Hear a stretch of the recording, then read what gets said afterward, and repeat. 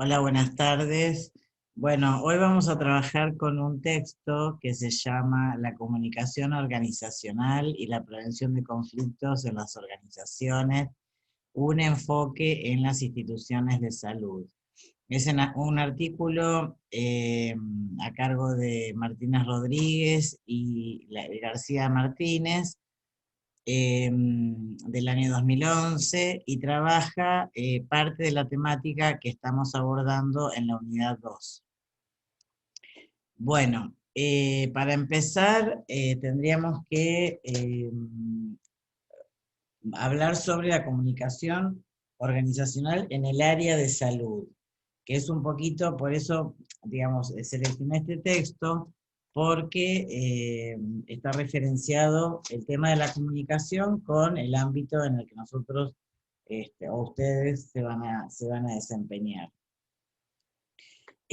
La comunicación, como vimos en la unidad 1, tiene elementos que intervienen durante su proceso, durante el proceso comunicativo, tiene elementos como eran el emisor, que era el que enviaba el mensaje, el receptor, el que lo recibía, el medio, el contexto que teníamos que tener en cuenta, ¿no es cierto? También el canal a través del cual ese mensaje se enviaba, que podía ser a partir del papel, de la voz, y un código en común que tenía que ver con justamente la posibilidad de la comunicación. O sea, para entender el mensaje o para entendernos en el momento en que transmitimos un mensaje, debemos compartir un mismo código. ¿Mm? Bueno, aparece una introducción en el texto sobre estas cuestiones y después se enfoca directamente con, digamos, con el tema de salud, ¿no es cierto? Y va a plantear que en el área de salud la comunicación eh, es entendida como un proceso social, por un lado, y como el ejercicio profesional, por otro. ¿Mm?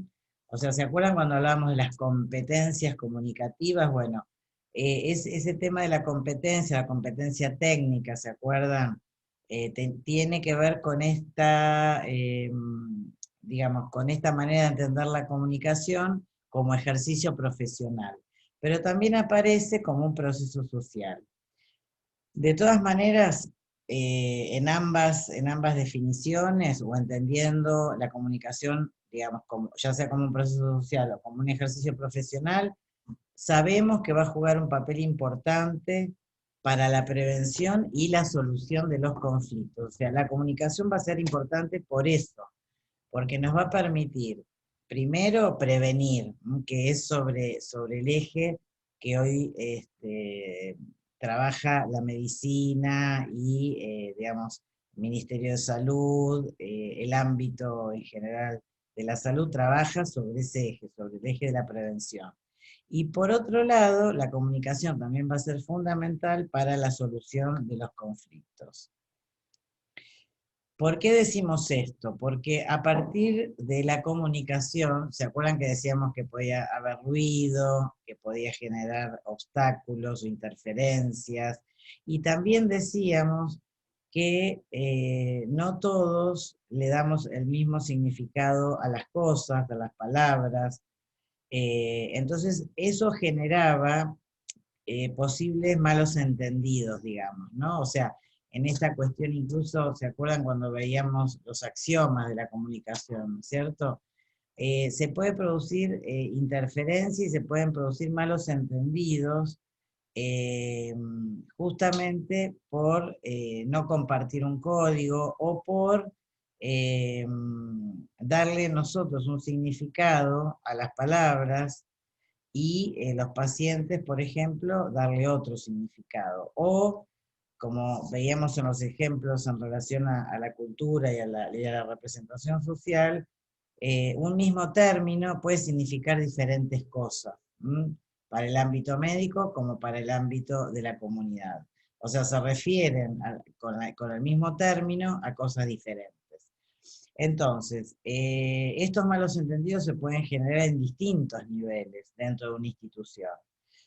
puede generarse entre los médicos y los pacientes, se puede generar con malos entendidos entre los mismos médicos, también entre las diferentes autoridades de la institución.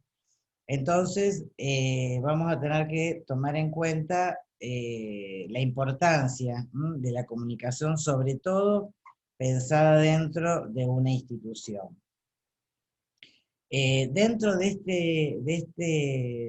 este aspecto de la comunicación entendida como un proceso social, vamos a ver que ejerce una influencia muy grande eh, lo sociocultural, porque proporciona ciertos conocimientos, ciertas actitudes, genera ciertas prácticas que pueden ser favorables al cuidado de la salud o no. Entonces, es importante tener en cuenta este aspecto de la comunicación como un proceso social, sobre todo. Y después el otro aspecto que teníamos que tener en cuenta era como el ejercicio profesional. Y esto tiene que ver con entender la salud, eh, digamos, desde la cuestión médica, pero cómo se hace uso de la comunicación en salud a través de los medios de comunicación, a través de los grupos masivos, a través de medios tradicionales o de medios más modernos. Entonces, ¿cómo el sistema de salud va a emplear a los medios de comunicación, que van a poder ser medios individuales para dirigir un mensaje determinado, o medios que pueden llegar a tener como destinatario a grupos masivos, a grupos mixtos, digamos, a grupos más numerosos de la población, y esos medios van a poder ser tradicionales o modernos, van a ser herramientas de apoyo para fomentar ciertos comportamientos colectivos para lograr los objetivos que la salud pública se propone. ¿Se acuerdan que decíamos al principio, cuando veíamos la comunicación y las definiciones de la comunicación en salud, que estaba esta palabra, la influencia para modificar comportamientos, la influencia para modificar hábitos, conductas? Entonces, esta comunicación y los medios de comunicación van a ser utilizados justamente para ese objetivo, ¿no es cierto? Para lograr ese objetivo que es finalmente el cambio de actitudes, el cambio de prácticas, de hábitos no saludables, el tema de la prevención sobre todo. Entonces es importante que las personas que están a cargo de la comunicación en salud, como por ejemplo los médicos, los directores de los institutos, las personas a cargo de un área, o representantes de cualquier ámbito de la salud. Bueno, es importante que esta persona se sepa desenvolver frente a los medios, que pueda afrontar conferencias, que pueda dialogar con pares, que pueda llevar a cabo una comunicación con la comunidad a partir de comunicados de distinto tipo, pero esos comunicados que pueden llegar a ser grabados, que pueden ser mensajes dirigidos a sectores o a determinados programas, o sea, la posibilidad de difundir determinados programas en salud, deben estar armados desde el aspecto comunicativo, deben estar armados con claridad y deben ser sencillos a la hora de dar información. Esas dos cosas son muy importantes porque vamos a ver que en este texto se reitera bastante la cuestión esta de la claridad la sencillez de la información, que el mensaje sea corto, que sea corto también, que sea directo. Bien, hay unos autores que están mencionados en el texto eh, que plantean que para lograr una comunicación eficaz se requieren algunas cuestiones dentro de las organizaciones, como por ejemplo, eh, qué tipo de técnicas o qué tipo de cuestiones debemos tener en cuenta para eliminar las barreras de la comunicación y para que esta comunicación sea eficaz. Primero, que la comunicación, en lo posible, debería ser una comunicación cara a cara, que le permita ver a las personas y observar cómo reaccionan ante el mensaje. Por otro lado, volvemos a hablar de la simplicidad, que sea simple, sencillo, que sea claro, que se repita. Los mensajes deberían expresarse en un lenguaje que sea comprensible para los receptores, ¿no es cierto? Por otro lado, otra de las técnicas que habría que poner en práctica para eliminar las barreras de la comunicación, estos autores mencionan que es la empatía. La empatía es un término que significa ponerse en el lugar del otro. Ponerse, digamos, quiere decir poder pensar que si el otro me está o no me está comprendiendo, si tiene, digamos, la capacidad para entender el mensaje que yo estoy transmitiendo con el lenguaje en el que lo estoy transmitiendo, y si no, tendré que justamente recurrir a realizar o a elaborar un mensaje mucho más sencillo y más claro para que justamente no haya obstáculos en esa, en esa comprensión. Y por otro lado, otra de las técnicas que él plantea como muy importantes para eliminar las barreras de la comunicación, sobre todo en las organizaciones, es la escucha efectiva. La escucha efectiva quiere decir eh, que nos debemos concentrar y nos debemos esforzar. Eh, no debemos fingir que se está prestando atención o rehuir tampoco presentaciones difíciles o técnicas. Eh, Debemos tratar de escuchar. Esta escucha efectiva tiene que ver con una competencia bastante difícil eh, y requiere también, bueno, lo que les decía recién, mucha concentración y esfuerzo. Este, pero bueno, debemos tratar de transmitir dentro de nuestras posibilidades, pero también atendiendo a quién vamos a dirigir el mensaje. Bueno, la comunicación, tenemos un subtítulo en el texto que dice la comunicación como un elemento esencial para el funcionamiento de las instituciones. Y hay también unos autores que trabajan el tema de la comunicación, pero plantean utilizar la comunicación como un medio para cambiar o para producir cambios dentro de la organización.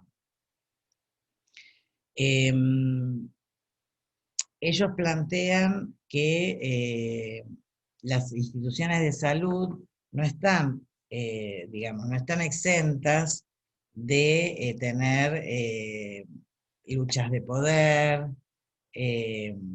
tampoco están exentas de la influencia que la comunicación tiene.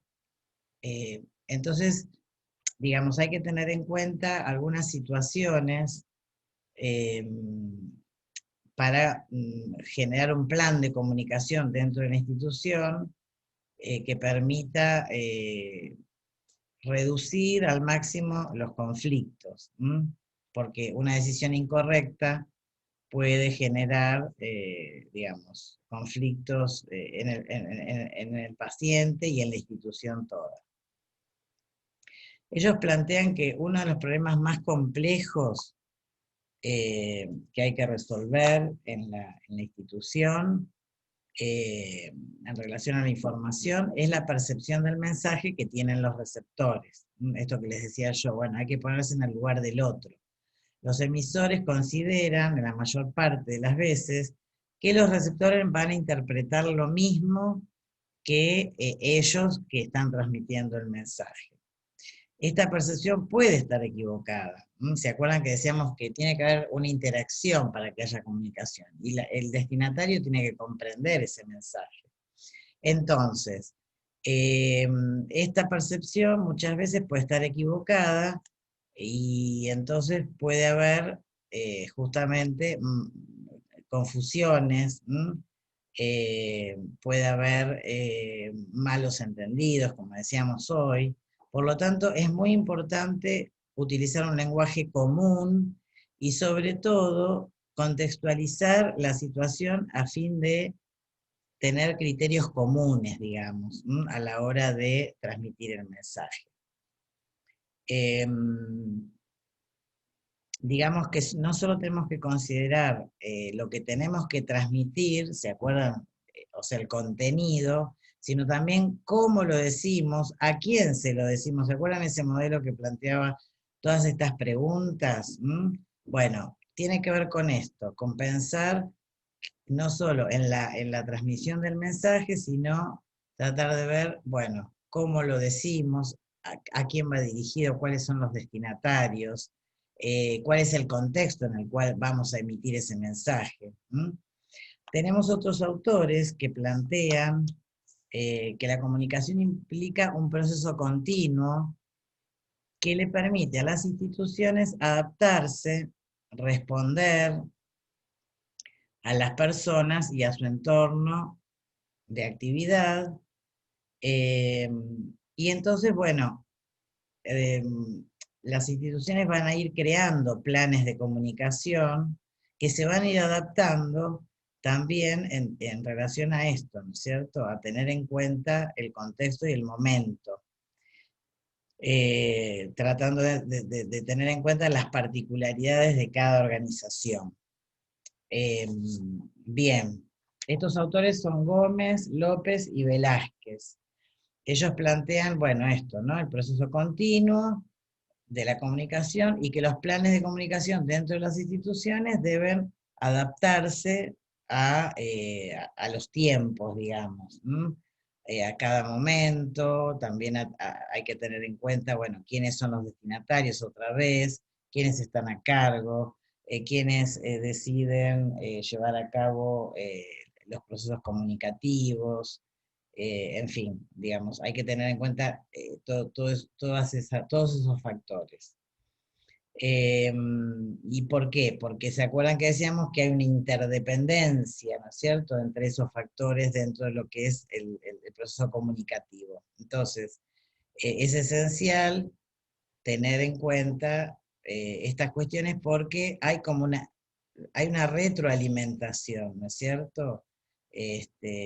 Uno emite y ese mensaje es devuelto o no, a partir de haber sido comprendido o no, y entonces tendremos que reajustar. ¿Se acuerdan estos procesos de retroalimentación o feedback? Bueno, tienen que ver con esto. Estos autores plantean que las instituciones de salud son sistemas. Son sistemas. ¿Esto qué implica? Esto que decíamos recién, la interdependencia entre sus elementos, y la comunicación va a ser el factor que va a integrar y le va a dar sentido a esta institución, ¿no es cierto? La comunicación va a ser un factor importantísimo en este sistema. ¿Por qué? Porque a través de ella se van a ir definiendo, se van a ir estableciendo y se van a ir compartiendo determinadas cosas, como por ejemplo la misión de la institución, los valores, los planes, los proyectos, las estrategias de esa institución, los objetivos, las políticas, las normas, las reglas, las actividades, evaluar los resultados a partir de esta retroalimentación. Entonces es importantísimo pensar en el factor de la comunicación como un sistema. También vamos a encontrar unos autores, Roger y Roger, que consideran, digamos, que la comunicación es el elemento esencial que une las partes o los subsistemas para facilitar su interdependencia y es el fluido vital de una organización. Así que fíjense ustedes lo importante que es este tema, tratar de mantener canales de comunicación formales dentro de la institución. Es clave utilizar, digamos, canales formales que tendrán que ver con cuestiones escritas o resoluciones, ¿cierto? Se podrán informar resultados de trabajos en equipo, y también va a haber canales informales, como conversaciones por WhatsApp o por mail, o conversaciones telefónicas, para lograr los objetivos organizacionales y poder producir ciertos cambios, en el caso de que fuera necesario. Bueno, las instituciones de salud plantean estos autores, Gómez, López y Velázquez, dicen que ellos plantean que la comunicación es este eslabón que integra y le da sentido a las partes del sistema, esto ya lo comentamos, y que la comunicación a través de los mensajes verbales y no verbales, formales e informales, van a ser un factor clave para los actores que tienen cierto poder dentro de la organización y que pueden iniciar ciertos cambios al tiempo que generar puentes de diálogo y de confianza necesarias para que estos cambios se produzcan. Bien. En otro apartado del texto, ustedes van a encontrarse con el título de El conflicto. El conflicto es un concepto que se estudia desde la psicología, desde la sociología, desde la administración o desde el derecho. Vamos a encontrar muchas definiciones de conflicto, sin embargo, nosotros nos vamos a tratar de ajustar algunas definiciones que tengan que ver con, lo organizacional por un lado, lo social por otro, porque pensemos en la salud como ese derecho, ¿no es cierto? Y a las instituciones como brindando servicios a la comunidad. Para un autor que está mencionado en el texto, que se denomina Coser, el conflicto es una lucha por los valores y por el estatus, por el poder y los recursos escasos, en el curso de la cual los oponentes desean neutralizar, dañar o eliminar a sus rivales. Generalmente el conflicto es una puja por el poder. Generalmente aparece una tensión entre ciertos sectores de la institución, podríamos decir, o sobre las personas que detentan cierto poder jerárquico, por ejemplo, lugares de directivos, ¿no es cierto? Y los recursos que esa institución posiblemente tenga. Y entonces a veces, bueno, aparece este conflicto de intereses, podríamos decir. Bien. ¿Qué pasa? ¿Qué podemos destacar en relación a este tema del conflicto o a este concepto, ¿no es cierto? Que va a ser parte, es parte de los, se generan en los individuos, digamos, el conflicto en general, ¿no es cierto? La existencia del conflicto es propio del ser humano. Eh, pero es parte de un proceso bidireccional entre los individuos. ¿Derivado de qué? De estas acciones que las personas ejercen en ese estado de convivencia dentro de una organización, y que muchas veces esa convivencia entre estos actores se siente amenazada, porque hay intereses particulares, porque aparecen propuestas de cambio. Entonces, muchas veces se define al conflicto como el resultado de esa percepción negativa de una acción que pone en riesgo los intereses de alguna de las partes involucradas en la institución, ¿no es cierto? Y que generalmente eh, esa amenaza tiene que ver con que, bueno, esa parte amenazada encuentra que, digamos, esa propuesta no le resulta conveniente, ¿no es cierto? Bueno, debido en general al impacto que generan los conflictos en las instituciones, este tema ha sido estudiado desde dos corrientes, o tres, mejor dicho, tres corrientes. Una corriente que es la corriente tradicional.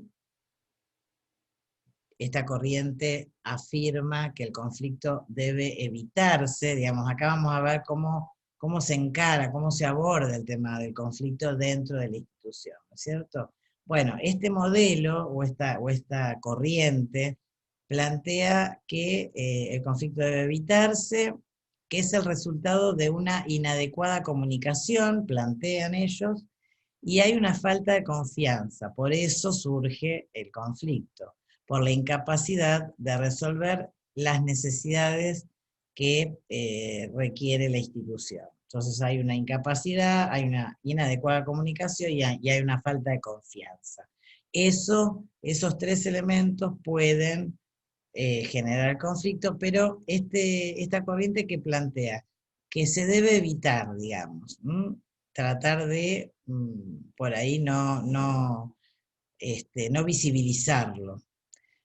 La otra corriente habla de las relaciones humanas y plantea que, bueno, los conflictos son propios de la condición humana, que son inevitables en cualquier grupo y que no siempre son negativos. Pueden transformarse en una fuerza positiva que puede determinar el rendimiento del grupo. Entonces esta corriente lo que plantea justamente es que no debe evitarse, sino que debe afrontarse el conflicto, porque es parte de la naturaleza humana y de los grupos. Entonces no debe ser evitada.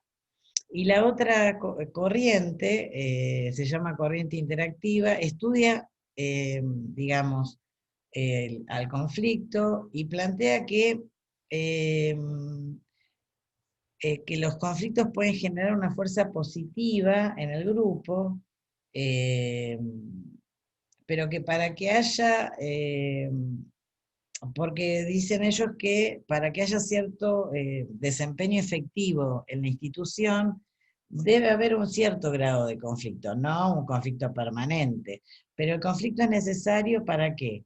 Para dinamizar la institución, para generar cambios, para advertir las necesidades, para digamos, analizar si se están dando las respuestas adecuadas, si hay que hacer algunos ajustes. Entonces el conflicto para ellos sería, digamos, necesario, eh, imprescindible, dicen ellos, a la hora de pensar en generar o en afrontar transformaciones y cambios. Entonces, bueno, lo rescatan como algo positivo. Bien,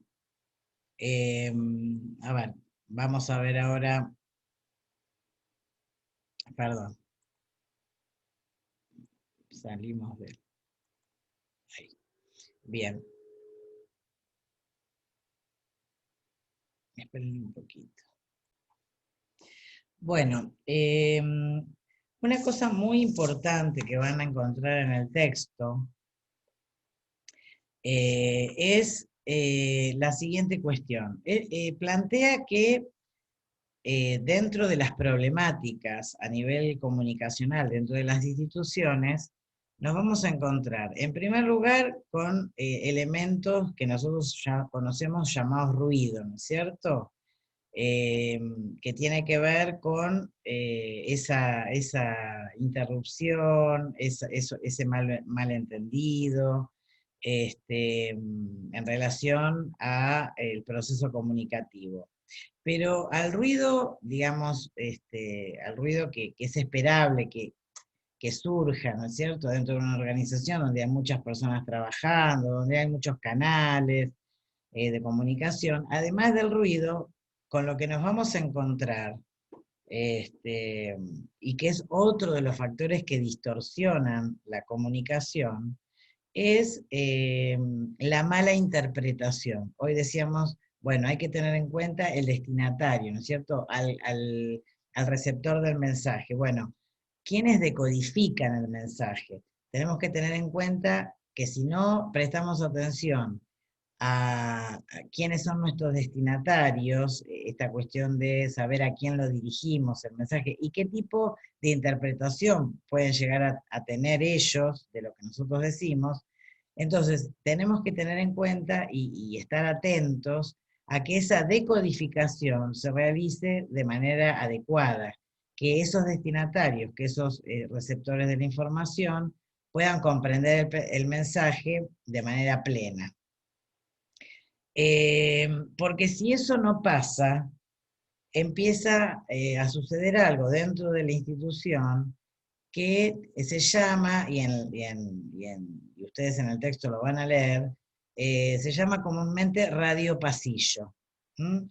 Eh, Esto tiene que ver con, digamos, estos dos obstáculos, por un lado el ruido y por el otro lado la mala interpretación del mensaje, eh, plantea un desafío, digamos, para mejorar la comunicación dentro de la institución. Entonces, los autores plantean que habría como dos modelos, mejor dicho, sí, dos modelos que tendríamos que tener en cuenta y tendríamos que utilizar para plantear la transmisión de la información. Estos modelos ellos los mencionan como, bueno, modelos integrales. Modelos integrales, ¿por qué? Porque integran el modelo tradicional, que ahora vamos a explicar en qué consiste, y además integran el modelo tecnológico. Estos dos modelos, que forman parte de este modelo integral de la comunicación, para transmitir el mensaje, eh, se utilizan o se deberían utilizar para evitar todo tipo de malos entendidos, de distorsión, y asegurar de algún modo o finalmente que la transmisión sea adecuada, que ese mensaje llegue de manera adecuada. Entonces, nos vamos a encontrar con el modelo tradicional, lo que ellos denominan el modelo tradicional eh, sería el modelo o lo que tiene que ver con el uso de herramientas tradicionales, como por ejemplo las pizarras, las carteleras, los trípticos, las circulares, las revistas internas que puede llegar a generar o a editar la institución. Serían los recursos más conocidos, digamos, ¿no? Y que se han utilizado desde siempre. La cartelería, ya les digo, la cuestión escrita, el papel, eh, digamos, las resoluciones o las decisiones que va tomando la institución, bueno, se comunican a partir de ciertos canales, ¿no es cierto?, pueden ser estos canales más tradicionales, o esos cuadernos de novedades, digamos, o esas carteleras que cada sector tiene para informarle a los demás las novedades, ¿no es cierto? Entonces, bueno, a eso se denominan los mensajes del modelo tradicional, digamos, ¿cierto? Y después aparece el modelo tecnológico, que tiene más que ver con la incorporación de todas las redes sociales, como el Facebook, el Twitter, incluyendo los mails de la Secretaría de Salud, incluyendo, digamos, todo lo que tiene que ver con la tecnología en relación eh, al acceso a Internet, ¿no es cierto? Y eso, digamos, ¿por qué? O sea, ¿por qué estaríamos con estas dos vías, esta tecnológica y esta tradicional? Eh, Porque cuantas más vías de comunicación haya, más canales de comunicación haya, menos posibilidades de distorsión de la información o de una información que se entienda mal.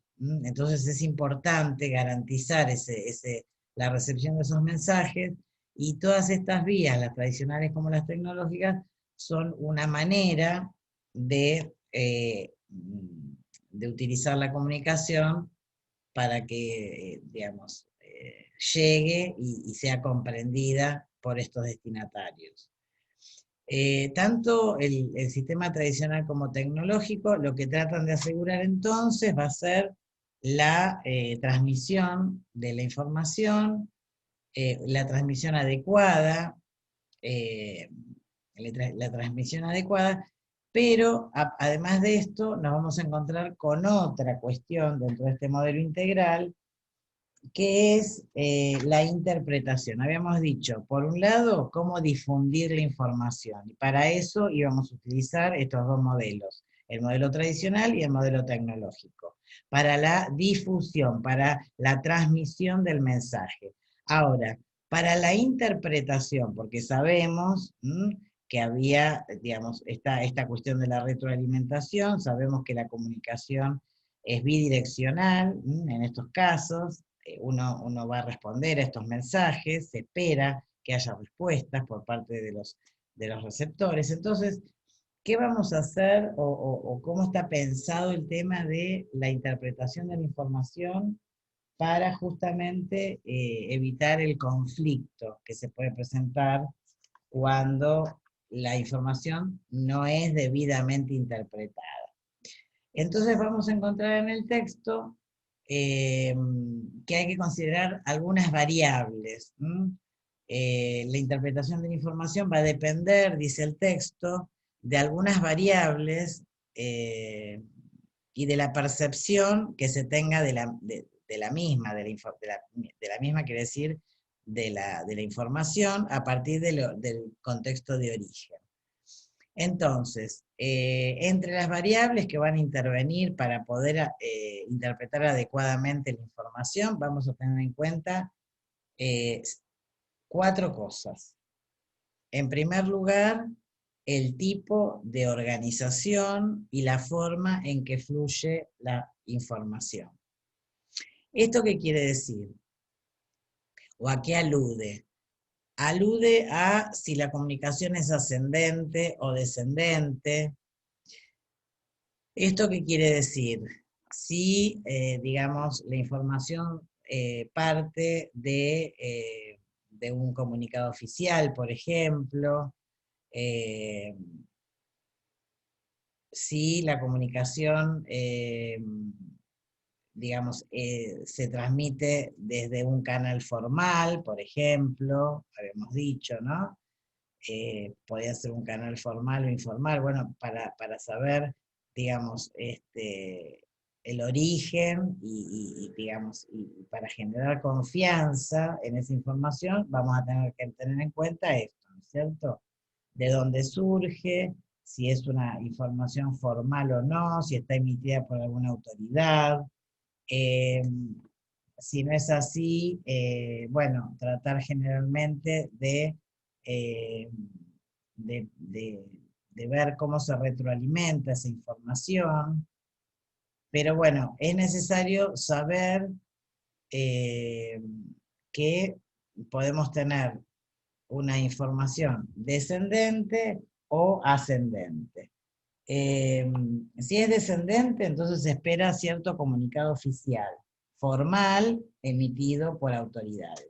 Y si es ascendente, parte de un proceso de retroalimentación que es necesario para la toma de decisiones. ¿Mm? Bien, el otro punto es la redacción del mensaje. Es importante considerar al público receptor de la información para evitar justamente el teléfono descompuesto. ¿No? Entonces, o el radio pasillo. Es necesario entonces que el mensaje sea breve, sea conciso y sea concreto. Esto es muy importante tenerlo en cuenta cuando uno quiere transmitir un mensaje o una información. A menudo a veces los mensajes están llenos de tecnicismos y se hace incomprensible la información. Entonces, es importante evitar ese teléfono descompuesto o ese radio pasillo. ¿A partir de qué? De la brevedad, de que el mensaje sea concreto y conciso y, como decíamos antes, sencillo también, simple. Bueno, otra de las cosas que vamos a tener en cuenta para que el mensaje sea bien interpretado es el tipo de información a difundir. ¿Qué es lo que qué vamos a transmitir, digamos, ¿no es cierto? ¿Qué queremos? Entonces vamos a tener que definir qué información vamos a dar, a través de qué medios y qué impacto pensamos que va a causar esa información al ser difundida. ¿Se acuerdan un poco este modelo que veíamos, que hablaba un poco de esto, ¿no? De preguntarnos antes de emitir un mensaje o antes de elaborarlo, de preguntarnos, bueno, ¿qué vamos a decir? ¿A través de qué medios? ¿Cuáles son nuestros destinatarios? ¿Qué impacto va a tener ese mensaje cuando llegue? Entonces, bueno, tenemos que tener en cuenta, eh, por ejemplo, en una institución, la dirección de la institución por ahí necesita transmitir un mensaje y deberá entonces tener en cuenta por qué medio va a emitir esa información en relación al mensaje que quiere transmitir, ¿no es cierto? Bueno. Y el perfil, el último punto es el perfil público objetivo. ¿Y esto qué quiere decir, este perfil público objetivo? ¿O qué tendría, o qué significa? Sería tener en cuenta a los destinatarios, ¿no es cierto? El perfil público sería, bueno, ¿quiénes son nuestros destinatarios? ¿Cuál es digamos, a quién queremos llegar con el mensaje? Y ese perfil público que es el que va a interpretar la información o el mensaje que vamos a dar. Entonces, les iba a decir que para una adecuada transmisión e interpretación de la información, vamos a tener que utilizar la comunicación verbal, por un lado, a fin de clarificar lo que queremos expresar, y también una comunicación publicada por escrito, también esa constancia escrita y esa formalidad del comunicado, muchas veces es la mejor manera para evitar justamente malas interpretaciones. ¿Por qué? Porque ese mensaje, ese discurso, esa publicación por escrito, va a tener que considerar el perfil del receptor, o sea, qué edad tiene, cuál es su nivel educativo, su nivel de desarrollo, cuál es el contexto de la situación, cuál es la necesidad que da origen al comunicado y antecedentes. Entonces, en la medida en que tengamos en cuenta estas 4 variables en el proceso comunicativo, vamos a intentar evitar, o por lo menos, digamos, la idea es disminuir en lo posible la existencia de conflictos derivados de una inadecuada comunicación o de un manejo dificultoso de esa comunicación, justamente evitar los malos entendidos, evitar la distorsión y evitar justamente que haya una mala interpretación del mensaje. En este tema, entonces, vamos a ver que el conflicto es una situación que se va a hacer presente, que es necesaria incluso como decíamos en algunas de estas corrientes que veían como una necesidad, que el conflicto es una cuestión necesaria, pero es una cuestión necesaria que debe ser abordada para solucionar el problema o para transformar la institución, digamos, o algún aspecto de la institución. Pero lo que tenemos que tratar es que este conflicto produzca el menor impacto, digamos, ¿no?, en la institución. El conflicto debe ser tratado, debe ser analizado, pero debe generar un mínimo de impacto negativo, ¿no?, en la institución, y justamente esa situación, esa posibilidad de minimizar los impactos negativos de la comunicación, tienen que ver con que se difunda de manera adecuada el mensaje, y entonces vamos a utilizar estos canales o estos modelos tradicionales y tecnológicos para la difusión, para la transmisión, y también vamos a tener que tener en cuenta la comprensión del mensaje, o sea, la interpretación. Si tenemos en cuenta estas dos cosas para elaborar un mensaje, vamos a evitar justamente el conflicto, o grandes conflictos, o vamos a prevenir los conflictos, como se titula el texto, vamos a prevenir los conflictos en las organizaciones, en este caso de salud. Bueno, esto es lo último que vamos a ver en el texto. Yo les voy a enviar una pequeña guía de preguntas en relación a este texto para que ustedes puedan leerlo y puedan contestar algunas de las preguntas como una manera de ejercitar, digamos, la lectura del material, y que ustedes, digamos, también puedan profundizar en estos conceptos. Así que al mismo tiempo que les voy a mandar el texto y la videoconferencia explicativa, les voy a enviar también la guía de preguntas. Bueno, dejamos acá entonces.